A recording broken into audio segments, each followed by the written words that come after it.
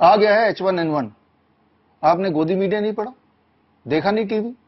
अरे तो देख लीजिए, स्वागत कीजिए H1N1 का, एक साथ पढ़ लेते हैं कि क्या खबर है। ये आज के अखबार है, अगर आप देख पा रहे हैं इसको, एक बड़ा सा न्यूज है, अंदर के पेज में है। ये धीरे धीरे ये पेज अंदर के पेज से ये जंप करता हुआ थोड़े दिन में, 2-4 दिन 5 दिन में ये आगे के पेज में आने ही वाला है। और अगर मैं इसको पढ़ूं, H1N1 cases on rise, expert से नो कॉज फॉर अलार्म, घबराने की कोई बात नहीं है। आगे इसमें लिखते हैं कि भाई H1N1 6 गुना ज्यादा तेजी से बढ़ रहा है, और इसमें उल्टी होती है, और इसमें फीवर आता है, और इसमें बॉडी एक होता है, और अस्थमा के लोगों को ज्यादा चिंता करनी चाहिए, छोटे बच्चों को ज्यादा चिंता करनी चाहिए। अभी तक तो करीब 88 लोग मर भी चुके हैं, लेकिन चिंता की कोई बात नहीं, घबराने की कोई जरूरत नहीं है। और हर साल इससे लोग मरते हैं, और ये बड़ा खतरनाक है, और इसमें रेस्पिरेटरी फेलियर भी हो सकता है, लेकिन घबराने की कोई बात नहीं। आप गौर करेंगे, थोड़ा रिसर्च करेंगे तो पाएंगे कि ये जो खबर है H1N1 केसेस ऑन राइज, तो expert says no cause for alarm, घबराने की कोई बात नहीं है। थोड़े दिन पहले यही आया था, लेकिन यहाँ पे H1N1 की जगह कोविड दोबारा आ गया था। उससे पहले याद कीजिए नीपा दोबारा आ गया था। उससे पहले याद कीजिए HMPV दोबारा आ गया था। उससे पहले मंकी पॉक्स दोबारा आ गया था। सिर्फ यहाँ पे ये चेंज होता है, और ये जो सेंटेंस है बिल्कुल सेम रहता है, और अंदर के जो सिम्टम्स है वो भी बिल्कुल सेम रहते हैं, सिर्फ नाम चेंज होता है। जिस तरह से मूवी हॉल के बाहर पोस्टर चेंज होता है, हीरो की शक्ल चेंज हो जाती है, लेकिन पटकथा, वो जो कहानी है अक्सर वो सेम ही रहती है रोमांटिक फिल्म्स के लिए।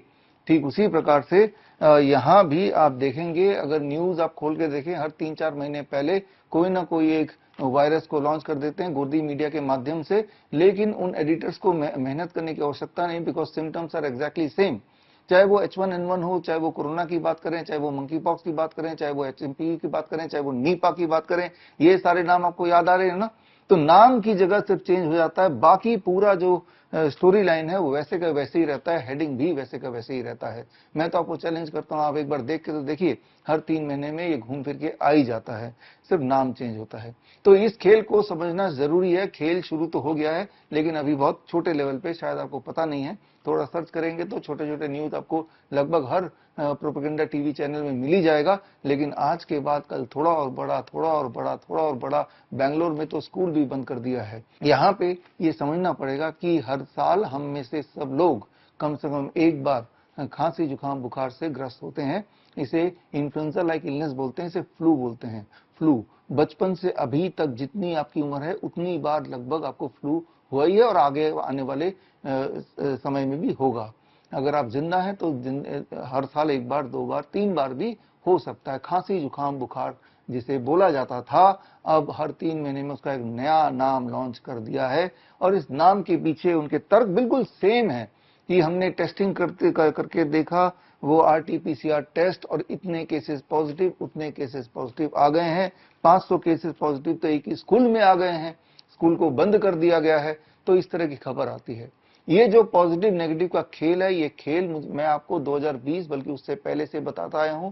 याद कीजिए कोरोना काल के समय से, जो लोग मुझे फॉलो करते हैं, इस पे हमने कई सारी किताबें भी लिखी है। नाइस वे टू क्योर कोविड-19, कोविड-1981, virus and the vaccine, one question that can save your life, और फिर और भी किताब है जैसे H1N1 pandemic launched, monkeypox pandemic launched. इस तरह से ढेरों किताब के माध्यम से, या फिर naked truth of COVID test, आपको बताया ये टेस्ट का खेल।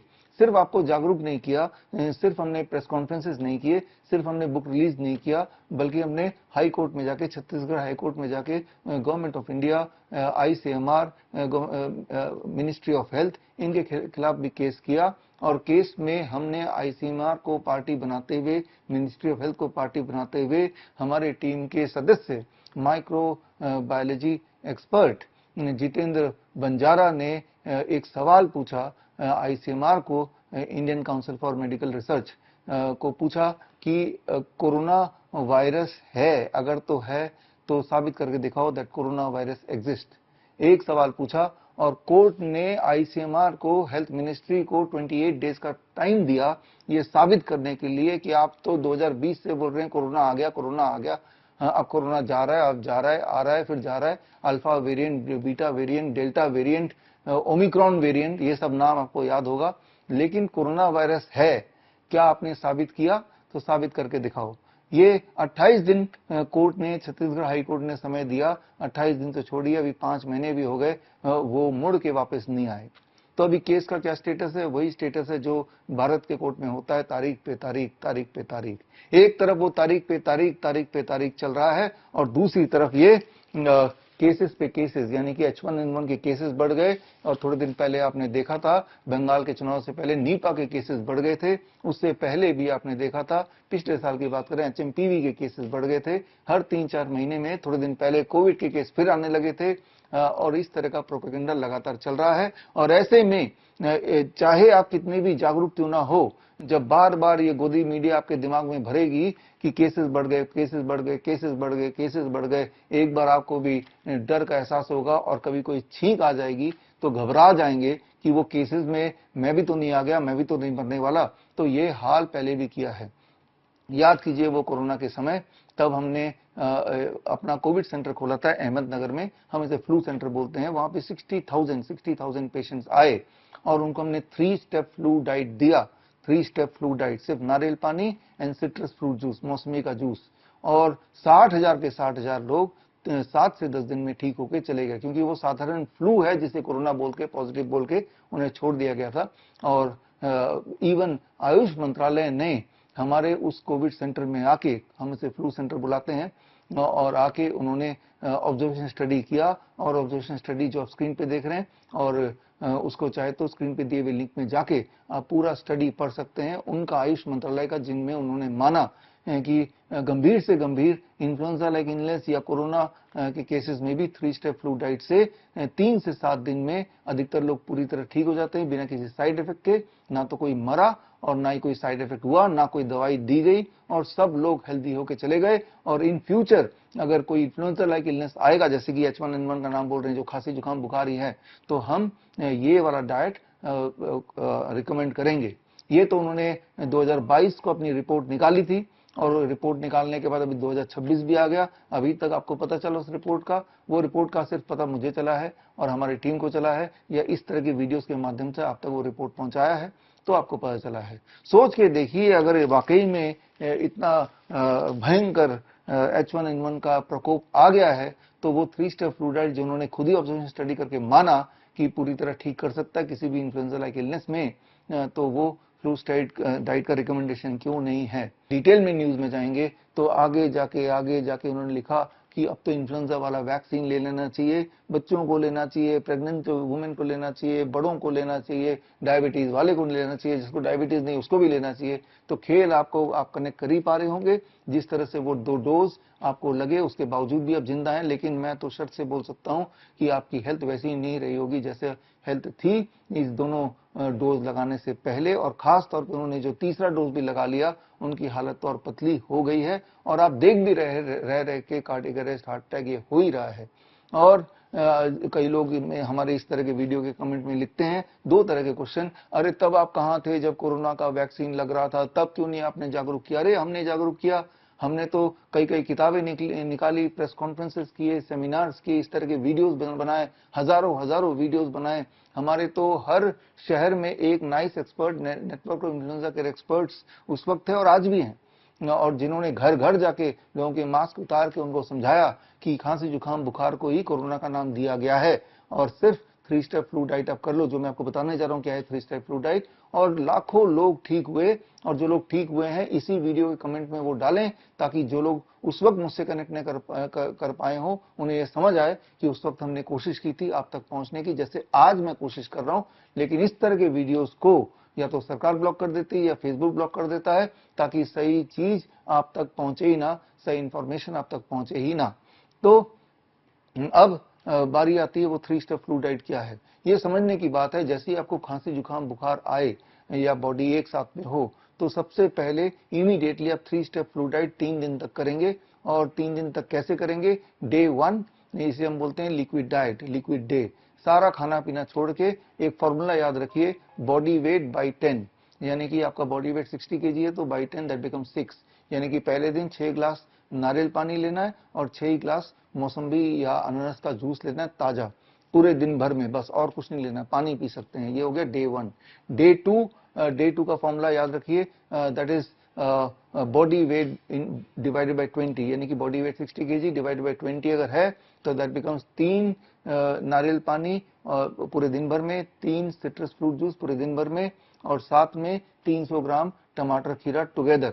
ये हो गया डे 2, जिसे हम फ्लूइड यानी कि लिक्विड और सॉलिड का कॉम्बिनेशन हो गया।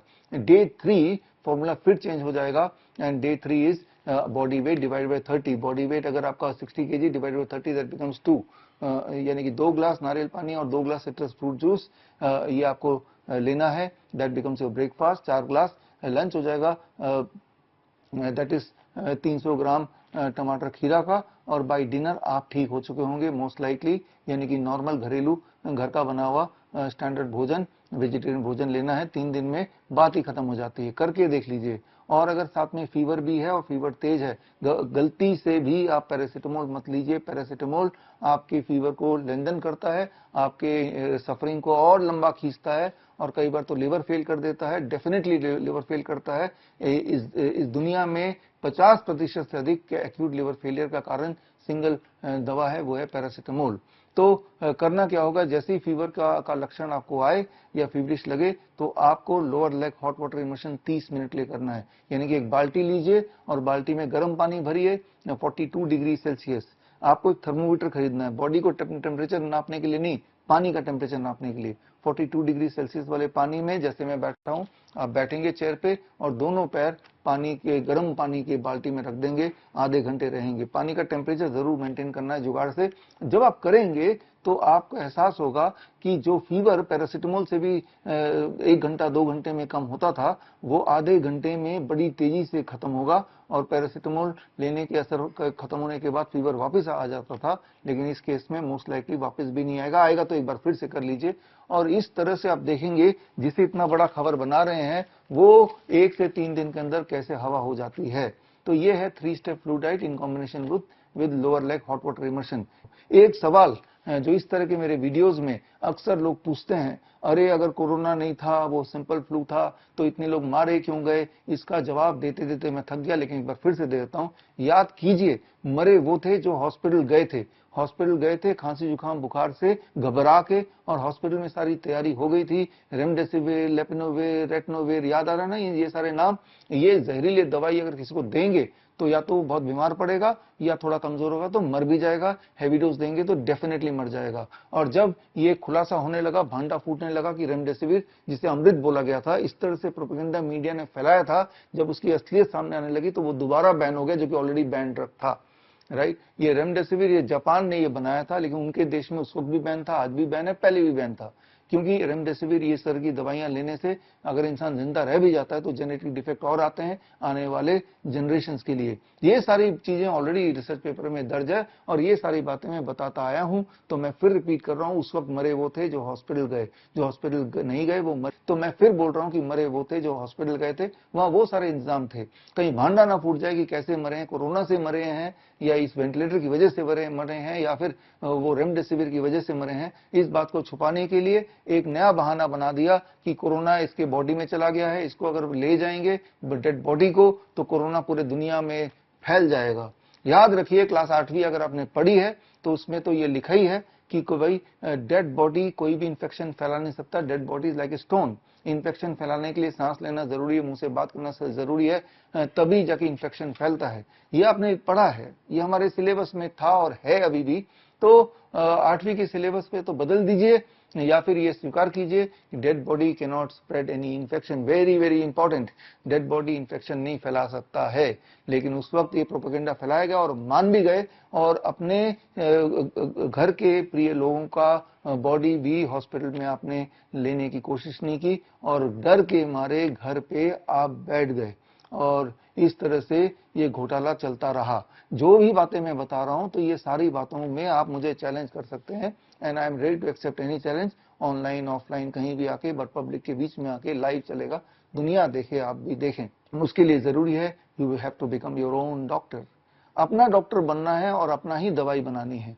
अपनी दवाई आप कैसे बनाएंगे? याद रखिए, दुनिया का जो सबसे पावरफुल दवाई है वो है नीम का पेड़। नीम का पेड़, नीम के पत्ते, नीम के छाल, नीम के तेल, इनके परमुटेशन कॉम्बिनेशन से हजारों तरह की दवाइयां बना सकते हैं, हर तरह के छोटे बड़े बीमारी में काम आ सकती है। नीम का पेड़ आपके घर के आसपास तो जरूर होगा, तो नीम के पेड़ को कैसे यूज करना है, उसके पत्तों का पाउडर, उसके छाल का पाउडर, उसका तेल, उसके लिए मेरी किताब green gold the Neem pharmacy पढ़ लीजिए। और कोई बुखार हो, कोई खांसी हो, कोई जुकाम हो, किसी तरह का पेन हो, किसी तरह की ब्लीडिंग हो, किसी तरह का इन्फेक्शन हो, तो आपके पास दवाई है, और ये एविडेंस बेस्ड दवाई है। आप green gold the Neem pharmacy पढ़िए मेरी किताब अमेजन पे, फ्लिपकार्ट में। और आप में से वो लोग जो बहुत सीरियस है नीम को लेके, तो वो मेरे कोर्स भी कर सकते हैं, CNTP सर्टिफाइड नीम थेरेपी प्रैक्टिशनर कोर्स। 1 महीने का ऑनलाइन ट्रेनिंग प्रोग्राम है, घर बैठ के ही करना है, और सर्टिफिकेशन प्रोग्राम है श्रीधर यूनिवर्सिटी से। और ये जब कर लेंगे तो आप पाएंगे कि आपके घर के पास ही फ्री फंड का दवाई है, जो फास्टेस्ट है, सेफेस्ट है, लॉन्ग लास्टिंग है, फ्री में भी है। तो अगर आप सोचें तो मैं ये बताना चाहूंगा that you don't need medication, you just need education. All the best, thank you, जय हिंद। बड़ी से बड़ी बीमारी का आसान से आसान इलाज घर बैठे ही हो सकता है। अधिक जानकारी के लिए कांटेक्ट करें नियरेस्ट Dr. BRC clinic@home।